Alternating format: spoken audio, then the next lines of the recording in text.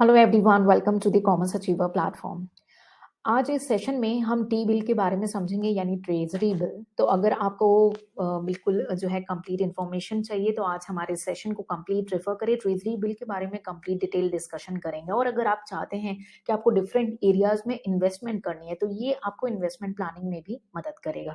तो treasury bill क्या है? जनरली हमारी जो गवर्नमेंट है, जो सरकार है, उनकी शॉर्ट टर्म रिक्वायरमेंट को मीट करने के लिए ये इंस्ट्रूमेंट इशू किया जाता है। ये जो इंस्ट्रूमेंट है हमारी मनी मार्केट से लिंक्ड है। मनी मार्केट क्या होती है वो मैंने ऑलरेडी कवर अप कर दिया है, उसकी लिंक मैं शेयर कर दूंगी। तो ट्रेजरी बिल जो है वो हमारी सरकार यानी हमारी गवर्नमेंट की रिक्वायरमेंट को मीट करता है, जो उनकी शॉर्ट टर्म लिक्विडिटी को मीट कर सके। लेकिन ये इशू कौन करता है? ये इशू करता है रिजर्व बैंक ऑफ इंडिया हमारी गवर्नमेंट के बिहाफ में। ठीक है, तो एक बार क्विक रीडिंग कर लेते हैं हमने क्या भी समझा है, फिर हम फर्दर बढ़ेंगे ट्रेजरी बिल को अंडरस्टैंड करने में। तो treasury bill are the short term instrument issued by the Reserve Bank of India on behalf of the government to tide over short-term liquidity falls. This instrument is issued by the government to raise short-term fund to bridge the seasonal or temporary gap between its receipt and expenditure. Generally जो treasury bill है ना वो हमारा maturity period तक का ही रहता है, यानी एक फिक्स पीरियड के लिए रहता है। तो मैच्योरिटी में ये रीपे हो जाता है। ठीक है, तो सरकार आपसे जो पैसे ले रही है, ठीक है, या आरबीआई सरकार के बिहाफ में आपसे जो पैसे लेती है, तो जो डेज फिक्स होते हैं उसी एग्जैक्ट मेजोरिटी डेट में आपको पेमेंट मिल जाती है। ठीक है, तो मेनली जो है ट्रेजरी बिल्स जो है, फॉर एग्जांपल आपकी फेस वैल्यू थी आपके बिल की 100 रुपए, लेकिन इसे इशू किया गया 98.90। ठीक है, तो जो 1.10 होगा ये आपका एग्जैक्ट आपको नोन मार्जिन मिलेगा और इसे जो है पे करेगी फेस वैल्यू यानी 100 पे। This is an example, it can be of any amount. ठीक है, so T bills are repaid at par on maturity. The difference between the amount paid by the tenderer at the time of purchase, which is less than the face value, that is in our example it is 98.90, and the amount received on maturity represent the interest amount on T bill and known as discount. यानी जिस जो gap है ना 100 और 98.90 के बीच में, उसको हम फाइनेंशियल लैंग्वेज में डिस्काउंट भी मान करके चल सकते हैं, यानी वो आपकी एक अर्निंग हो सकती है। हमारे सामने करंट एग्जांपल एक बार इसे भी रिफर कर लेते हैं। For example a 91 day treasury bill of ₹100 face value may be issued at 98.20, that is at discount say 1.80, and would be redeemed means when the government is ready to repay. Redeem माने कि आपको 100 रुपए की जगह वो 98.20 में issue हुआ था, लेकिन आपको वापसी में 100 रुपए ही मिलेंगे, यानी जो मार्जिन है 1.80 का वो आपका बेनिफिट होगा, वो आपका रिटर्न होगा जो कि आपको वेल नोन होगा और ये फिक्स्ड होगा। तो return to the investor is the difference between the maturity value और the face value and the issue price. ठीक है, तो जो भी फिक्स्ड होगा। तो एक बार हम ब्रीफ आउटलाइन कर लेते हैं हमारे फीचर्स को ट्रेजरी बिल से। ये एक नेगोशिएबल सिक्योरिटी है, नेगोशिएट हो सकती है। ये नेगोशिएट यानी ये नहीं कि हमें और सब्जी की तरह कहना है कि यार 10 रुपए कम कर दो, नहीं, इट कैन बी ट्रांसफरेबल। ठीक है, और बहुत ही ज्यादा लिक्विड है, शॉर्ट टर्म इसका नेचर है और इसमें रिस्क नहीं है। क्यों? क्योंकि एक तो गवर्नमेंट इन्वॉल्व है और दूसरा आपको पता है पहले से कि आपको कितना अमाउंट मिलने वाला है और कब मिलने वाला है। ठीक है, उसके बाद ये एश्योर्ड यील्ड आपको देता है, ट्रांजैक्शन कॉस्ट काफी कम रहती है। ठीक है, हमारे सामने आज हमारे 3 तरीके के ट्रेजरी बिल इशू होते हैं, 91 डेज, 182 डेज एंड 364 डेज। यानी आपको 91 डे पे आपको मिल जाएंगे पैसे अगर आपने इन्वेस्ट किया है, आपको 182 डे पे मिलेंगे या 364 डे रिस्पेक्टिवली जो आप सब्सक्राइब करेंगे। ठीक है, जो अमाउंट है इसमें इन्वेस्टमेंट की, अगर आप इन्वेस्ट करना चाहते हो तो आप इसमें मिनिमम 25,000 रुपीज जो है या उसके मल्टीपल पे ही इन्वेस्ट कर सकते हो। ठीक है, इसे हम कई बार जीरो कूपन सिक्योरिटी भी बोलते हैं क्योंकि यहाँ पे कोई इंटरेस्ट नहीं है, डिस्काउंट में इशू होता है और पार पे आपको पैसे मिल जाते हैं। तो इसे कई बार ये बोला जाता है कि ये जीरो कूपन सिक्योरिटी है जहाँ पे कोई इंटरेस्ट अटैच्ड नहीं है। ठीक है, so let's quickly read the features. They are negotiable security, they are highly liquid as they are of shorter tenure, there is an absence of default risk, they have a assured yield, low transaction cost and are eligible for inclusion in the security for SLR purpose। जी हाँ, treasury bill जो है SLR purpose के लिए भी competition में include होती है। ये बहुत ही इंपॉर्टेंट पॉइंट है जो आपको ध्यान में रखना है।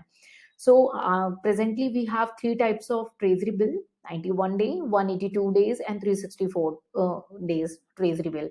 ठीक है, treasury bill are available for a minimum amount of rupees 25,000 and in the multiple thereof Treasury bills are zero coupon security and pay no interest. Instead, they are issued at discount and redeem at the face value at the maturity.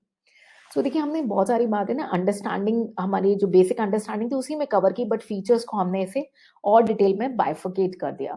तो हमने कहा आप इसमें invest कर सकते हो, तो आप किस फॉर्म में इन्वेस्ट कर सकते हो, हम पार्टिसिपेंट्स कौन हो सकते हैं ट्रेजरी बिल को लेकर के, और सरकार की बात कही, गवर्नमेंट की बात कही, तो क्या स्टेट गवर्नमेंट या सेंट्रल गवर्नमेंट में से कौन इसे इशू कर सकता है या दोनों इशू कर सकते हैं, उसके बारे में अंडरस्टैंड करेंगे।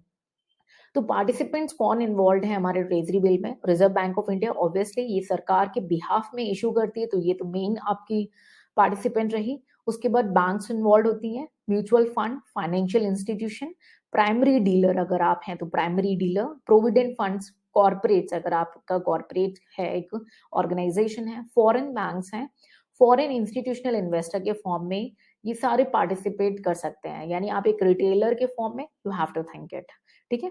तो स्टेट गवर्नमेंट जो है इसमें इन्वेस्ट कर सकते हैं अपने सरप्लस को, ताकि शॉर्ट टर्म में वो कुछ कमा सके, बट वो इशू नहीं कर सकती, ठीक है। तो एक बार क्विक रीडिंग करते हैं हमारे पार्टिसिपेंट्स कौन है टी बिल्स के। तो reserve bank of India, bank, mutual fund, financial institution, primary dealer, provident funds, corporates, foreign banks, and foreign institutional investor all are participants in the T-bill market.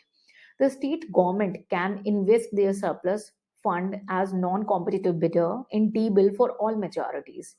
The state government do not issue any treasury bill. So this is a very important point you should keep in your mind कि ये सिर्फ और सिर्फ central government की short term requirement को meet करता है, जिसे इशू करती है रिजर्व बैंक ऑफ इंडिया। अब इम्पोर्टेंस क्या है भाई, चलिए हमने ये तो समझ लिया कि हमारी जो सेंट्रल गवर्नमेंट है उसके शॉर्ट टर्म जो रिक्वायरमेंट है, कई बार कैश क्रंच हो जाता है, उसे मीट करने के लिए हम ट्रेजरी बिल जो है आरबीआई इशू कर देती है। लेकिन क्या केवल इतना ही इंपॉर्टेंट रोल है? नहीं, जो ये कैश मैनेजमेंट में हमारी गवर्नमेंट को तो हेल्प करती ही है, ठीक है, और फिजिकल डेफिसिट को हम कह सकते हैं मीट आउट करने में, अगर डेफिशिएंसी है तो भी मीट करने में हमारी गवर्नमेंट को हेल्प करती है। लेकिन सेंट्रल बैंक यानी हमारे केस में रिजर्व बैंक ऑफ इंडिया को भी ट्रेजरी बिल जो है under open market operation strategy के अंदर इन्फ्लेशन को जो है मैनेज करने में भी मदद करती है हमारा ट्रेजरी बिल। तो एक बार क्विकली रीड करते हैं इसके वर्डिक्स को।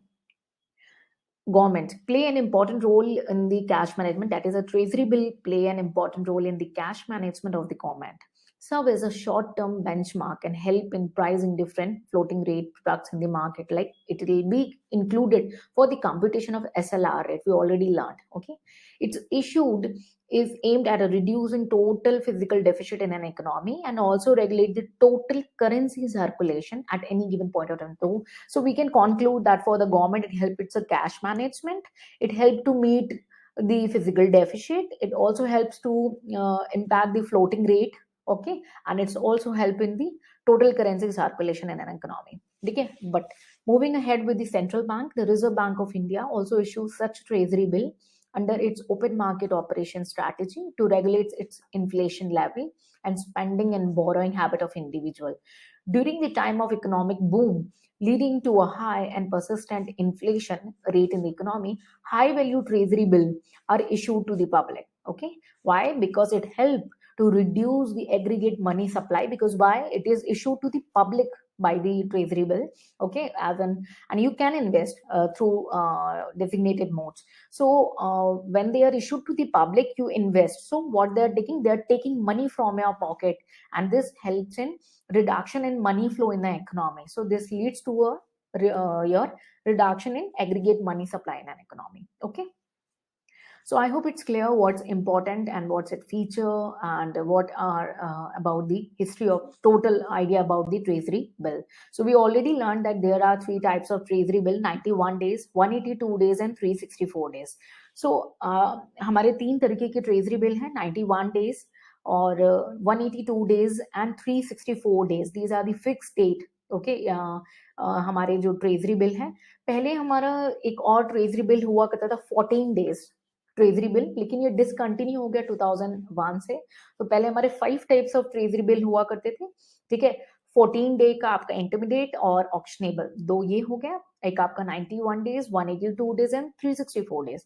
लेकिन 14 डेज वाला जो ट्रेजरी बिल है, बोथ टाइप, ये आपका डिसकंटिन्यू हो गया 2001 से, और प्रेजेंट में हमारे पास केवल तीन तरीके के ट्रेजरी बिल है: 91 days, 182 days and 364 days, mind में सेटल कैसे करना है, 91 plus 91, so 182 days and plus 182 364 days, ठीक है।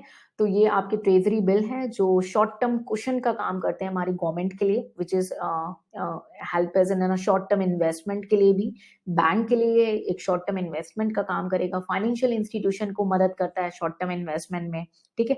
प्लस हमारी CRR एंड SLR के लिए भी काउंटेबल होता है, ठीक है। सो आई बिलीव आपको एक गुड नॉलेज हो गई आज इस सेशन में कि ट्रेजरी बिल या टी बिल्स क्या होते हैं। कंटेंट हिंदी इंग्लिश दोनों ही मीडियम में अवेलेबल है। तो आपने इतना ज़्यादा आइडिया ले लिया ट्रेजरी बिल के बारे में, तो आपको क्या लगता है कि इसकी डेफिनेटली कुछ लिमिटेशंस हमें देखने को मिल रही हैं, कुछ एडवांटेजेस देखने को मिल रही हैं। तो आप क्या सोचते हैं, क्या ब्रीफली एडवांटेजेस है? एक तो ये रिस्क फ्री है क्योंकि गवर्नमेंट इन्वॉल्व है, लिक्विड है, शॉर्ट टर्म है, और कॉम्पिटिटिव बिडिंग के फॉर्म में आपको पता है एग्जैक्टली अमाउंट जो है वो रिसीव्ड होता है। लिमिटेशंस की अगर हम बात करें तो भाई इसके अपने खुद के लिमिटेशन है कि बहुत ही कम अमाउंट आपको मिल रही है एज अ रिटर्न फॉर्म में, जो कि आपको अगर अब अदर आप इन्वेस्टमेंट ऑप्शन सोचें तो आपको माइट भी बहुत ही अच्छे रेट पे कुछ भी रिटर्न मिल जाएगा। तो अगर आप रिस्क टेकर हैं तो डेफिनेटली आपके लिए एक अच्छा ऑप्शन नहीं है, और अगर आप रिस्क अवॉइड करते हैं, फेयर करते हैं, तो ट्रेजरी बिल आपके लिए ऑप्शन एक अच्छा हो सकता है एज एन इन्वेस्टमेंट ऑप्शन, और डाइवर्सिफिकेशन के लिए भी ट्रेजरी बिल एज एन आपका अच्छा ऑप्शन हो सकता है। तो आई बिलीव ये आपकी नॉलेज के लिए काफी इंफॉर्मेटिव रहा हमारा आज का सेशन। फर्दर और अपडेट्स हम लेते आएंगे, टाइम टू टाइम हमारे साथ जुड़े रहें और इन सेशन का मैक्सिमम बेनिफिट लें। मिलेंगे नेक्स्ट सेशन में, कुछ नया सीखेंगे। Till then take care, bye bye and जय हिंद।